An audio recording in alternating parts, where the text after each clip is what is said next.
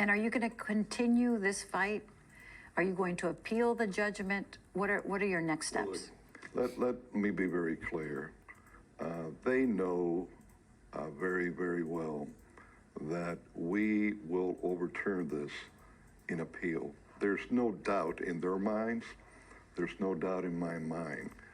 Because what happened through that court procedure was so outrageous that it will not stand.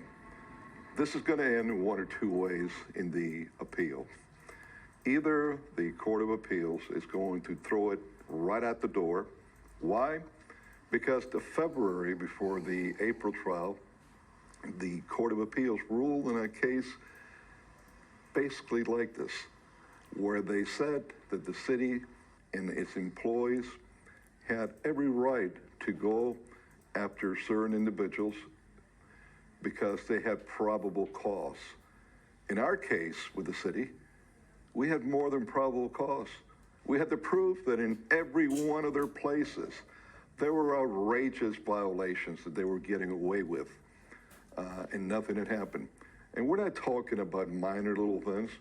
We're talking about one after another, and to the tune of hundreds of thousands of dollars that were being done in work without permits.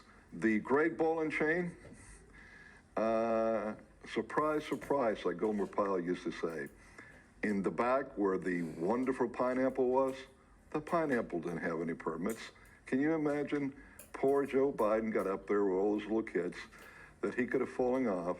Something could have happened in a stage that didn't have any permits. Oh, and by the way, President Biden was in a place that everybody was drinking alcohol, and they didn't have any alcohol permits for the open area in the back. They only had it for inside the building.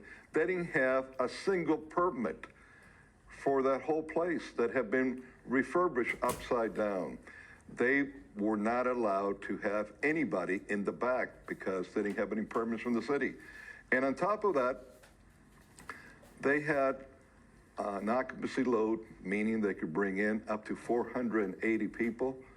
When today, what they're actually allowed to have and what they would have been allowed to have back then, it's about 123.